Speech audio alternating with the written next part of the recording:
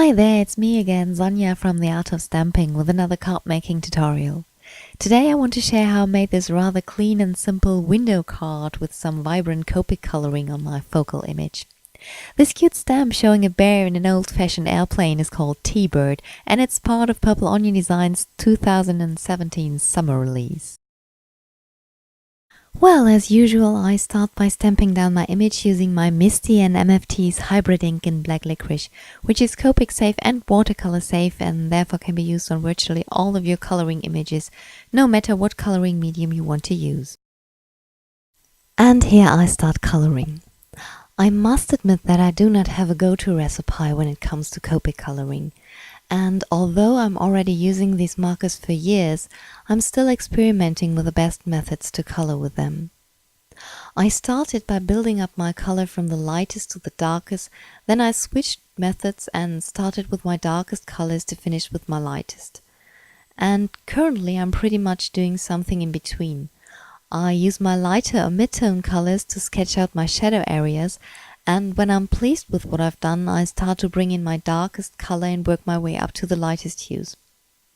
And because I love to have lots of contrast in my images, I often repeat this process until my shadows are really deep and I'm satisfied with the blending. With this method, I still have the option to adjust something if I wasn't pleased with my initial shadow placement. And I can also make use of the advantage to leave my lightest areas white as long as possible, so that I can delay the decision about how dark or light I want my highlights to be in the finished piece until later in the process.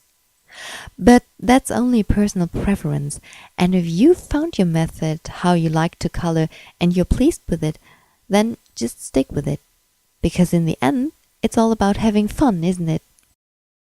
Now, I've been asked by some of you to include a bit of real-time coloring into my videos, and I've totally been searching for a suitable scene in this video for which it would have made sense to slow down the coloring process. Unfortunately, this had not been on my agenda when I made this card, so I didn't really find a suitable scene and must put this request off till later. What I did do, however, was to slow down the high-speed process a bit, and I hope that's a good compromise for everyone. Meanwhile, I just want to mention that it is possible to slow down the video speed on YouTube.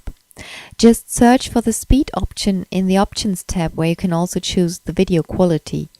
All options below standard slow down the video speed. Maybe that is of use for some of you.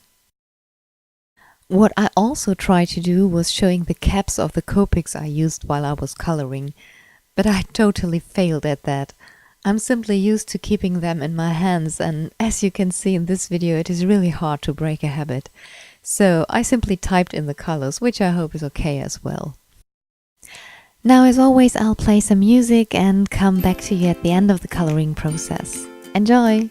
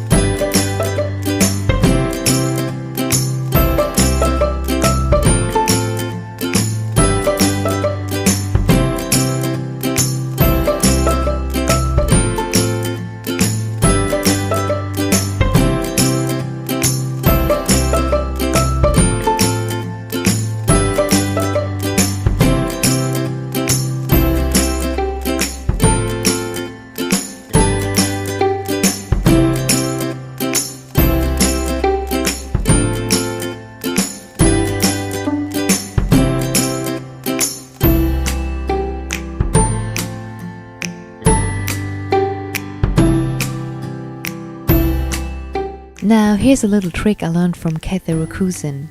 To add some structure to your Copic coloring, which I thought appropriate for the bear's fur, just add some blender solution to a piece of terry cloth and dab the moist cloth onto your colored surface. This also helps to smooth out unpleasant edges that remain in the coloring if necessary. After I was done with my coloring, I cut out the image with my Scan and Cut. Now, with images by Purple Onion Designs, it can be a bit tricky to cut them out with a Scan and Cut because of the tiny gaps that there are in the outlines. In places where your coloring is very light, the scanner might not recognize the outline and would cut the image apart. To avoid this, I always trace the outlines in the light areas with pencil and erase the pencil lines after cutting. That's what you just saw me doing here. Okay, now I die cut the window from my card panel. And as I'll be sponging my sky background directly to my card base, and I want to make sure that I know where this window will go and where the space that you will see through it later on is located, I'm tracing my window's outline onto my card base. After that, I use a custom-made cloud stencil and some Distress ink in tumbled glass to sponge my cloud background. Now I erase my pencil lines around the corners of my card and my panel to match the outline of my window, and then I stamp my greeting. Originally I thought I was done after that and only needed to put everything together.